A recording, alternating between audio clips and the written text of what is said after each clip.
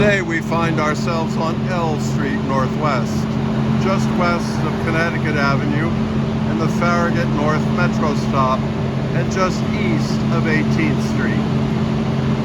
We are here to reflect on Jesus' resurrection and his promise to us of our own resurrections too, when that time comes.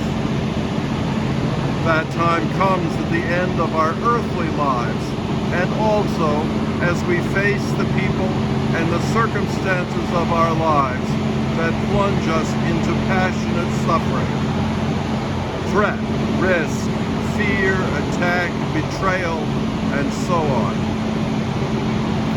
As we are faithful, God makes a way of no way and offers us a way through. This, remember, is an empirical claim, not an abstract theological claim.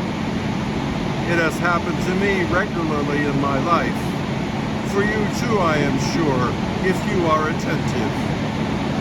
We are also here to reflect on today's gospel reading, Jesus feeding the 5,000. It is one of the only stories found in all four gospels, even though biblical scholars tell us the writers of John's Gospel had no access to Paul's letters, nor to other Gospels. So the oral tradition must have been very strong. And why not? In that time, so many people were poor, so many were hungry. And not just hungry for food, but hungry also for water, good health, safety, enough income, and some hope for the future. In Jesus, they found a response to their human needs that allowed them to keep going, and some hope that if and when they did die of natural causes, or more likely of violent causes, there was a life ready for them beyond the grave. We are here on L Street today to observe this reality in our own time.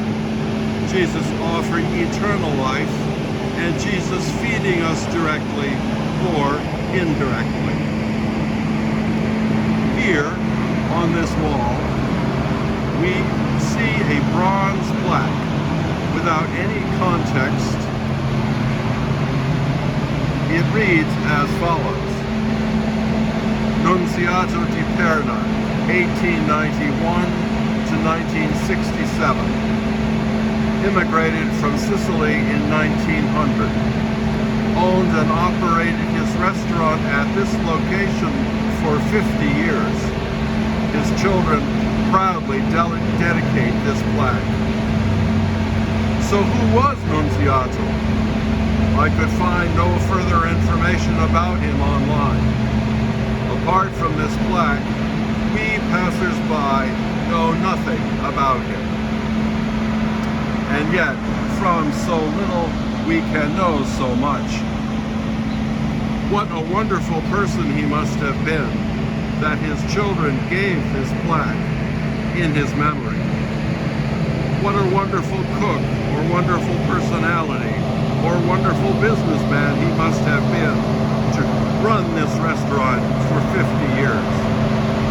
Of course, he may have been a mediocre cook, or a dour individual, or a poor businessman, or some combination of these characteristics. Somehow, though, we must conclude that his combination of personal qualities was just right.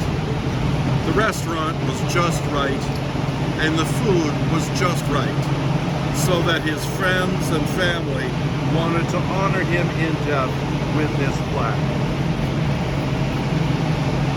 Like Jesus, Nunziato must have fed the 5,000 in his own time, and Jesus fed him the strength and the courage to keep doing so for 50 years. So many possibilities, so little we can know. And yet the miracle is that here we are talking about him all these years later. The only thing worse than being talked about, Oscar Wilde said, was not being talked about. And today we are here to talk about Nunziato on this busy street where morning rush hour traffic will soon be passing. Some noticing the plaque, some not because they have seen it many times before, some not because they are not paying attention. Through his family, and now through us, Nunziato is experiencing eternal life. And what is eternal life? It is the life Jesus entered when he passed to the Father on the cross, and the life Nunziato entered when he passed to the Father at the end of his life. Eternal life for Nunziato is also the stories, the memories in the minds and the hearts of all who knew him, and the wonderings and good wishes that this plaque evokes in each of us who stop to read it and appreciate the person it pictures for us.